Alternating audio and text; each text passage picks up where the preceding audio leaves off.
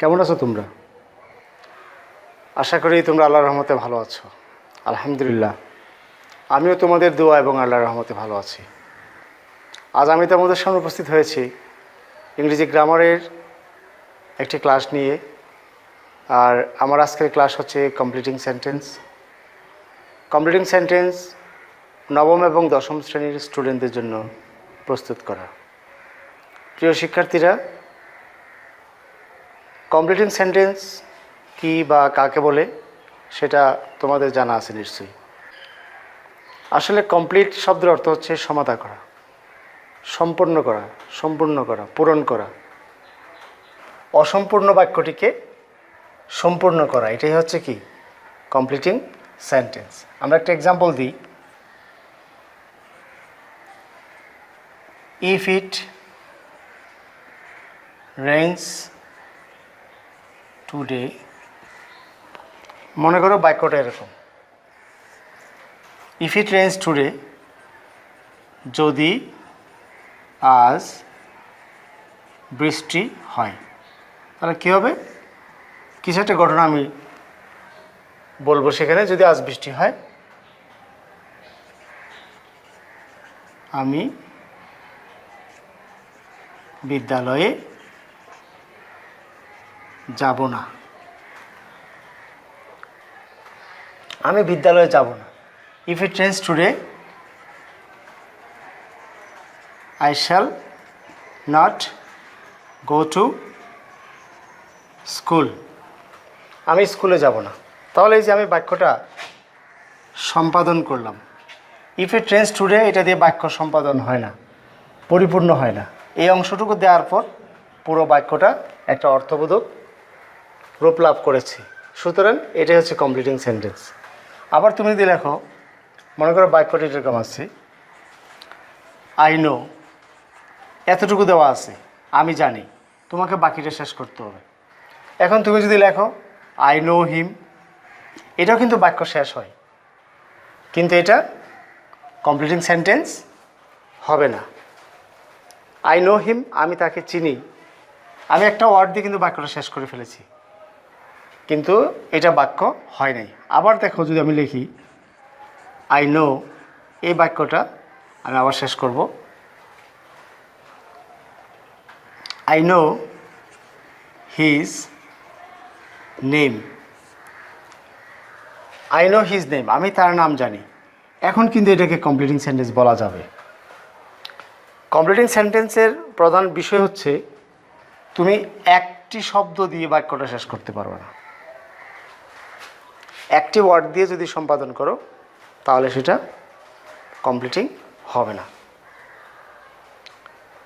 কিন্তু তুমি যদি ওয়ার্ড, একক শব্দ না, একটা সিঙ্গেল ওয়ার্ড ব্যবহার না করে তুমি যদি এখানে কোনো ফ্রেজ ব্যবহার করো, তাহলে বাক্যটা হবে। যেমন আমরা এটা একটা ফ্রেজ, হিজ নেম, দুটি শব্দ মিলে একটি শব্দ এখানে।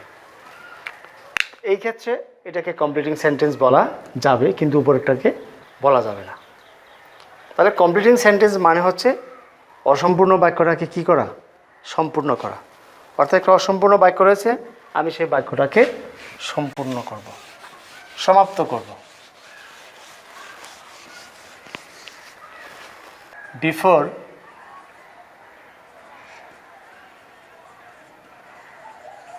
Starting to complete a sentence. Before starting to complete a sentence মানে একটি সেন্টেন্স কমপ্লিট করতে শুরু করার আগে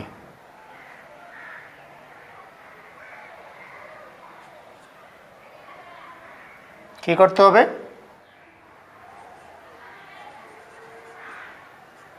হোয়াট টু ডু, কী করা উচিত? বা আমি বলবো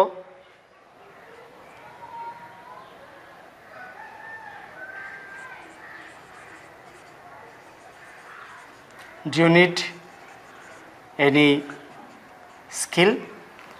অফকোর্স তোমার স্কিলের দরকার আছে। Do you need any skill, তোমাদের কোনো স্কিল দরকার? হ্যাঁ, অবশ্যই অনেক স্কিলের দরকার আছে। তুমি স্কিল ছাড়া এই কাজটা করতে পারবে না। তাহলে আমি যদি বলি before starting to complete a incomplete sentence what to do, কী করা, তুমি প্রথমে আমি রিকমেন্ড করব তোমার কী কী গিফট থাকতে হবে। গিফট মানে হচ্ছে গুণাবলী, তোমার কী কী গুণ থাকতে হবে। 1 নম্বর,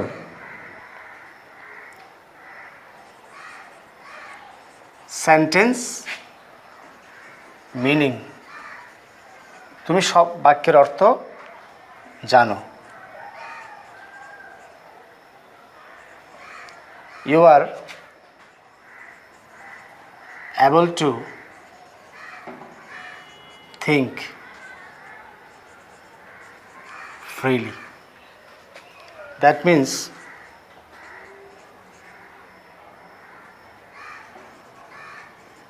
you have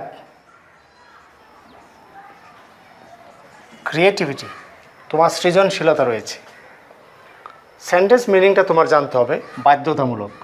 you are able to think freely, তুমি মুক্তভাবে চিন্তা করতে পারো, অর্থাৎ তুমি একটা খালি স্থানকে নিয়ে অজস্র চিন্তা, অনেক চিন্তা ভাবনা তোমার মাথায় আসে, তুমি বিভিন্ন রকমের ভাবনা চিন্তা করতে পারো। 3 নম্বর, ইউ হ্যাভ ক্রিয়েটিভিটি, অর্থাৎ তোমার সৃজনশীলতা রয়েছে। তারপর হবে কি, ইউ নো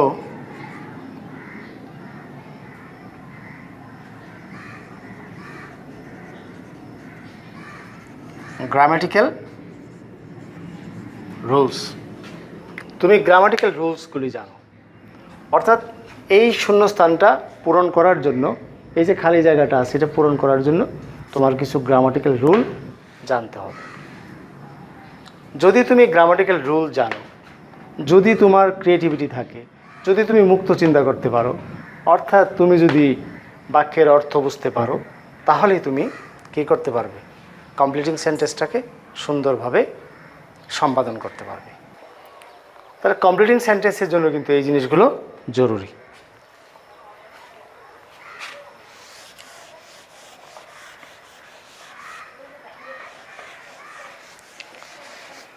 এবার আসো মিনিংটা কেন জরুরি।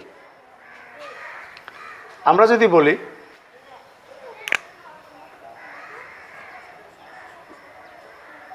এই বাক্যটাকে ধরি, ইফ ইউ কাম হিয়ার, যদি তুমি এখানে আসো।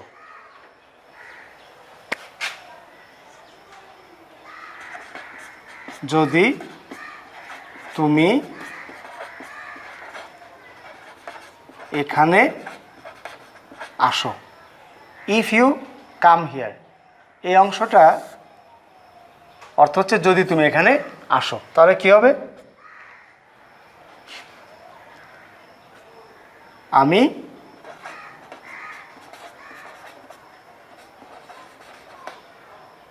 তোমাকে সাহায্য করব। যদি তুমি এখানে আসো আমি তোমাকে সাহায্য করব। এর মানে হচ্ছে ইফ ইউ কাম হিয়ার, এটার অর্থ তুমি তুলতে পারলে ইনকমপ্লিট অংশটুকু তুমি ধারণা করতে পারবে। যদি তুমি এই অংশটুকুর অর্থ তুলতে না পারো, তাহলে এই অংশটুকু তোমার সম্পাদন করা অসম্ভব হয়ে যাবে। সেই জন্য এই অংশের অর্থ তোলাটা কি অত্যন্ত জরুরি। এই জন্য কমপ্লিটিং সেন্টেন্সের মধ্যে মিনিংটা অপরিহার্য। তাহলে এখন আমরা বাক্যটাকে কীভাবে লিখলাম, if you come here I shall help you, আমি তোমাকে সাহায্য করব। এখানে কিন্তু একটা গ্রামাটিক্যাল রুল এসেছে, কাজ করেছে।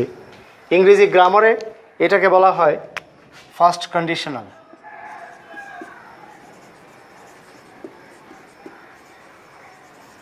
ফার্স্ট কন্ডিশনালটা কি, 3টা কন্ডিশনাল রয়েছে। ফার্স্ট কন্ডিশন হচ্ছে ইফ ক্লজ, প্রেজেন্ট ইনডিফিনিট হলে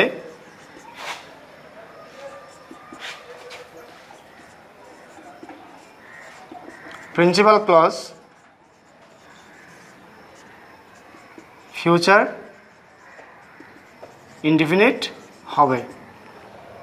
অর্থাৎ দেখো এই অংশটুকু if you come here present indefinite tense, I shall help you এটা ফিউচার ইনডিফিনিট টেন্স। এখন গ্রামারের রুল কিন্তু তোমাকে সাহায্য করেছে এই বাক্যটাকে সমাধান করতে। এটা হচ্ছে ফার্স্ট কন্ডিশনাল। এবার আসো দ্বিতীয় বাক্যটা, if they reached the station in time. যদি তারা ঠিক সময় মতো স্টেশনে পৌঁছতো তাহলে কি হতো?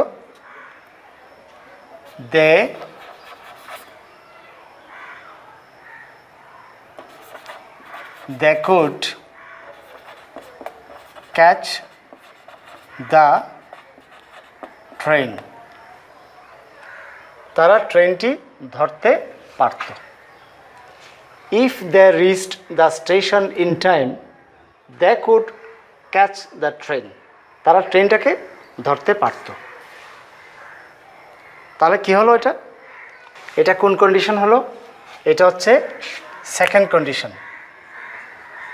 এটাকে সেকেন্ড কন্ডিশনাল বলা হয়। সেকেন্ড কন্ডিশনাল যেমন আমরা দেখাচ্ছি, ইফ ক্লজ যদি পাস্ট ইনডেফিনিট হয় তাহলে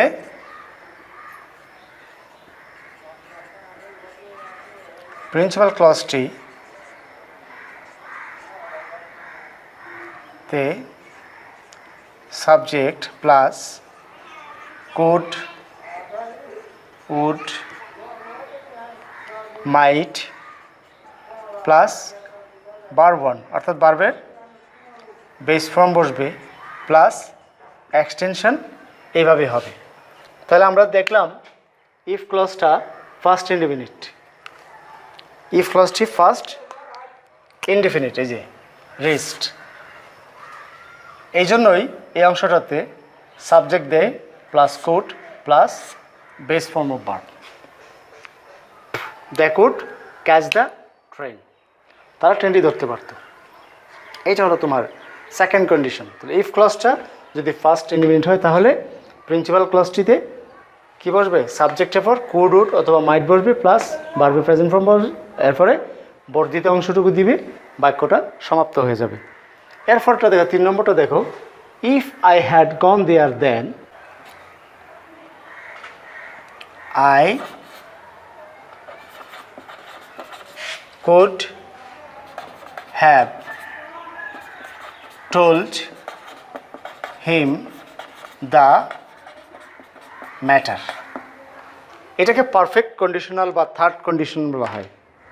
খেয়াল করো বাক্যটিতে ইফ ক্লজটি হ্যাড গন অর্থাৎ পাস্ট পারফেক্ট, পাস্ট পারফেক্ট হয়েছে। এরপর দেখো সাবজেক্টের পর could have verb 3। If clause টি পাস্ট পারফেক্ট হলে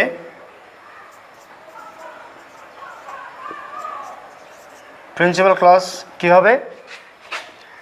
subject plus could, would, might plus have plus verb 3 অর্থাৎ verb first participle plus extension হবে। অর্থাৎ ইফ ক্লজটা যদি পাস্ট পারফেক্ট হয় তাহলে প্রিন্সিপাল ক্লজটা কী হবে? সাবজেক্টের পরে could have, would have, might have plus verb first participle হবে। এটা হলো থার্ড কন্ডিশনাল বা perfect conditional. If I had gone there then I could have told him the matter. তাহলে এখন দেখো, প্রথমে তুমি অর্থটা বুঝতে পেরেছ বলে দ্বিতীয় অংশটুকু কী অর্থ আসতে পারে সেটা কল্পনা করে বের করেছো। তাতে সাহায্য করেছে কি? গ্রামার। গ্রামার বলতেছে ইফ ক্লজ যদি ফার্স্ট পারফেক্ট টেন্স হয় তাহলে প্রিন্সিপাল ক্লজটাতে would have, could have, might have plus verb first participle then extension ইত্যাদি দিয়ে তোমার বাক্যটাকে সমাপ্ত করতে পারবে।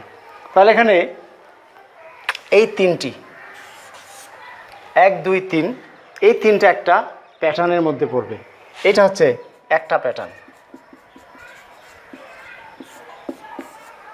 এটা এক প্যাটার্নের মধ্যে পড়ে গেছে। তুমি এই জাতীয় অনুশীলনীগুলোকে একটা ছকের মধ্যে নিয়ে নিতে পারো, একটা প্যাটার্নের মধ্যে নিয়ে আসতে পারো, তাহলে তখন তোমার কাছে কি হবে, এই বিষয়গুলো ক্লিয়ার হয়ে যাবে, অর্থাৎ ধারণাটা স্পষ্ট হয়ে যাবে।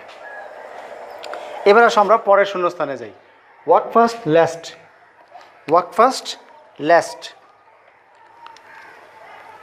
ওয়ার্ক ফার্স্ট দ্রুত হাঁটো, ইম্পারেটিভ সেন্টেন্স, লাস্ট আসছে। এই লাস্ট একটা কি নোট এখানে, last.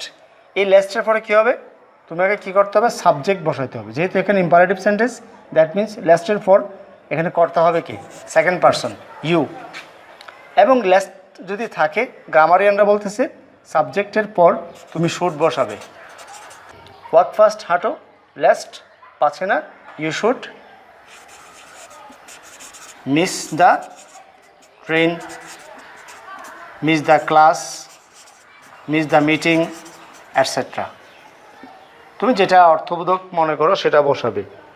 Work fast lest you should, কিন্তু এখানে জরুরি বিষয় হচ্ছে শুড, অর্থাৎ শুডের লাস্টের পর সাবজেক্ট ইউ বসাবে এবং তারপর কি বসবে,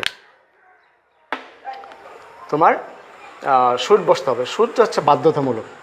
হ্যাঁ, এখানে যে ইউ বসবে সবসময় নয়, ইম্পারেটিভ সেন্টেন্সের ক্ষেত্রে এখানে সাবজেক্ট ইউ বসবে। অন্যান্য ক্ষেত্রে তুমি অ্যাসার্টিভ সেন্টেন্সেও তো লাস্ট ব্যবহার করা যেতে পারে, সেক্ষেত্রে কি, সেক্ষেত্রে সাবজেক্ট যেটা আসে সেটা অর্থ অনুযায়ী বসাবে। কিন্তু ইম্পারেটিভ সেন্টেন্সের মধ্যে কিন্তু তোমার সাবজেক্ট বসবে কে, ইউ, এবং তারপর শুড বসাবে, তার বারবার বেস ফর্ম বসবে।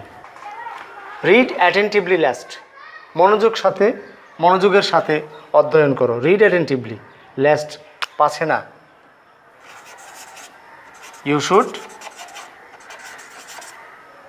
কী হবে, ফেল ইন দ্য এক্সাম, পাচ্ছে না তুমি পরীক্ষায় ফেল করো। রিড অ্যাটেন্টিভলি, মনোযোগের সাথে পড়ো, lest you should fail in the exam, পাচ্ছে না তুমি পরীক্ষায় ফেল করে ফেলো। তাহলে এই জন্যই তুমি মনোযোগের সাথে পড়বে। অর্থটা আমি বুঝেছি, গ্রামারের সূত্রটা জানি, দুটা মিলে আসলে আমার বাক্যটা কমপ্লিট হয়ে গেল। ওয়েট হিয়ার টিল আনটিল, এখানে দেখো তাহলে এই দুটি একটা প্যাটার্নের মধ্যে পড়ছে। লাস্টেরগুলো এক ধরনের, তাহলে এখানে প্রথম এক ধরনের পাইলাম, এখন আসলো দুই ধরনের। এবার আসো আমরা তৃতীয় আরেক ধাপের অনুশীলনীতে যাই, যেখানে টিল এবং আনটিলটা রয়েছে। টিল এবং আনটিলের অর্থ হচ্ছে যতক্ষণ না, যে পর্যন্ত না, যতক্ষণ না বা যে পর্যন্ত না, দুইটাই নাবোধক অর্থ প্রদান করে, টিল এবং আনটিল। তুমি কখনোই টিল এবং আনটিলের পরে নেগেটিভ ফর্ম ব্যবহার করতে পারবে না, বাক্যটা অ্যাফার্মেটিভ ফর্মে লিখতে হবে, কিন্তু অর্থটা আসবে কি, নেগেটিভ ধরনের। আসো তাহলে অর্থটা বোঝার চেষ্টা করি।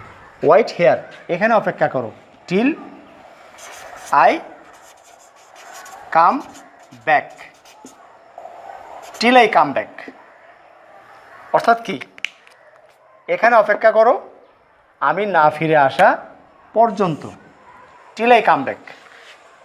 ওয়াইট হেয়ার আনটিল, আনটিল অর্থ যতক্ষণ না, একই অর্থ হবে wait here until I come back. তাহলে এটা একটা প্যাটার্ন, 6 এবং 7। এবার আসো 8 নম্বরটা, without working hard. Without working hard মানে কি, কঠোর শ্রম ছাড়া, কঠোর শ্রম ছাড়া, উইদাউট মানে ছাড়া, ব্যতীত, ওয়ার্কিং হার্ড কঠোর শ্রম, কঠোর শ্রম ছাড়া তুমি কী হবে, বাক্যটা শেষ করো। উইদাউট ওয়ার্কিং হার্ড তুমি লিখবে you can't B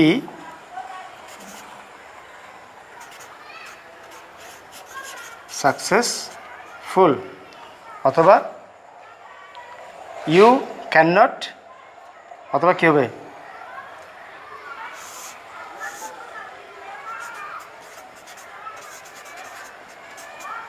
U can not succeed, তুমি সফল হবে না। Without working hard you can not succeed, অথবা you can not get GPA 5, অথবা you can not get good marks, you can not pass in the exam, এরকম অর্থ হতে পারে। Without working hard you can't be successful, তুমি সফল হতে পারবে না। অথবা ইউ ক্যান সাকসিড, তুমি সফল হতে পারবে না। আচ্ছা, তারপরে আসো 9 নাম্বার। 9 নম্বর হচ্ছে by working. By working heart and soul. By working heart and soul তো কি, আগে অর্থটা বুঝতে হবে। হার্ট অ্যান্ড সোল মানে হচ্ছে মনে প্রাণে, মনে প্রাণে, মনে প্রাণে কাজ করে। By working heart and soul, মনে প্রাণে কাজ করে কি হবে? মনে প্রাণে কাজ করে কি হবে?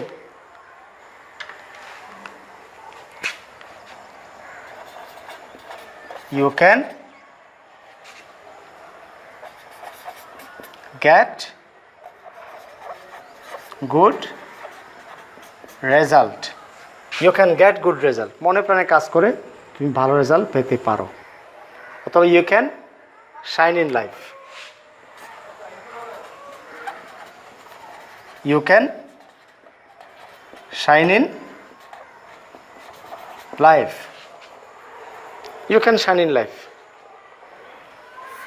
এগুলোতে জায়গা কম, আমি আন্ডারলাইন করতেছি না। একটা জিনিস হ্যাঁ মনে রাখবে, অবশ্যই মনে রাখবে যে কমপ্লিটিং সেন্টেন্সে কিন্তু বাধ্যতামূলক একটা বিষয়, তুমি ইনকমপ্লিট অংশ যেটা তৈরি করবে তার নিচে এরকম আন্ডারলাইন করে দিতে হবে।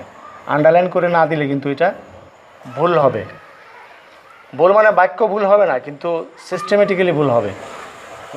সূত্র হচ্ছে তোমার পরীক্ষায় অ্যাটেন্ড করলে তোমাকে অবশ্যই এটা মাথায় রাখতে হবে যে ইনকমপ্লিট অংশের নিচে তুমি যেটা পূর্ণ করেছো তার নিচে একটা আন্ডারলাইন করে দিবা। এই যে এরকম আন্ডারলাইন করা দিতে হবে। তাহলে এখানে বাক্যটা আসো, by working heart and soul you can get good result, you can shine in life. মনে প্রাণে কাজ করে তুমি জীবন উন্নতি করতে পারো, তুমি ভালো রেজাল্ট করতে পারো। এই অর্থটুকু তুমি বুঝতে পেরেছো বলে এই অর্থটুকু তৈরি করতে পেরেছো, এবং তোমাকে গ্রামারও সাহায্য করেছে। Unless you assisted him, unless you assisted, unless মানে কি যদি না,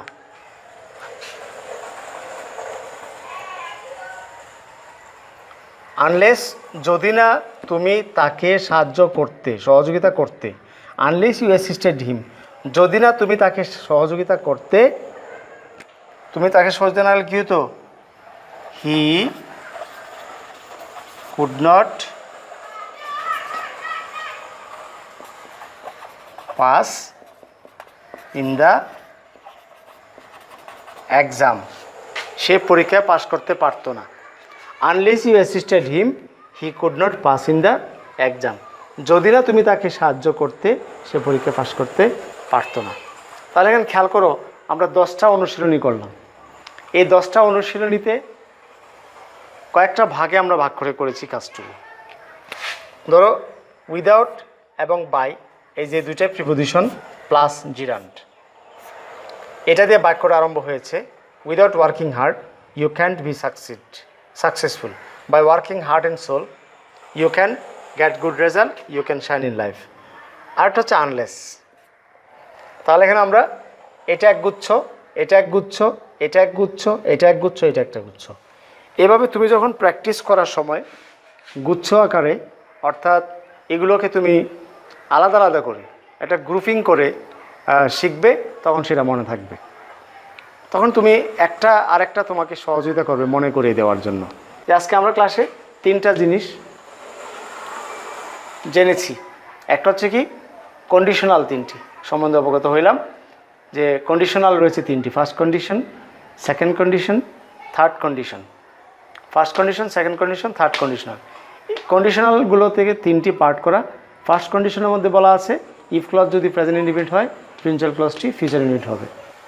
আবার সেকেন্ড কন্ডিশন বলা হচ্ছে ইফ ক্লজটি যদি ফার্স্ট ইউনিট হয় তাহলে প্রিন্সিপাল ক্লজটি সাবজেক্টের পর কুড, উড, মাইট পরে বারবার প্রেজেন্ট ফর্ম বসবে। আর থার্ড কন্ডিশনে বলা হচ্ছে ইফ ক্লজটি যদি ফার্স্ট পারফেক্ট টেন্স হয় তাহলে প্রিন্সিপাল ক্লজটি কী হবে? সাবজেক্টের পর could have, would have, might have plus verb plus participle plus extension, এই রূপে হবে। এই হচ্ছে গ্রামারের সূত্র। গ্রামারের সূত্রের ভিতর এটা গ্রামার সূত্র আসতেছে ঠিক এখানে, কিন্তু আমি এখানে কি লিখবো, কি বাক্য লিখবো, কি অর্থ আসতে পারে সেটা ডিপেন্ড করবে আমি যদি এই পাশের অর্থটুকু ভালো করে তুলতে পারি। যদি আমি এই পাশের অর্থ তুলতে না পারি তাহলে আমার এই পাশের অংশটা আসবে না। অর্থ যখন বুঝবো তখন গ্রামারের শর্ত, অর্থাৎ বাক্যের অর্থ গ্রামারের শর্ত দুয়ে মিলে পূরণ করবে তোমার এই গর্ত, অর্থাৎ এই গ্যাপটা পূরণ করবে। বুঝতে হবে তাহলে তোমাকে। ওকে, তাহলে আশা করি তোমরা এই প্রথম পর্বটুকু বুঝে ফেলেছো।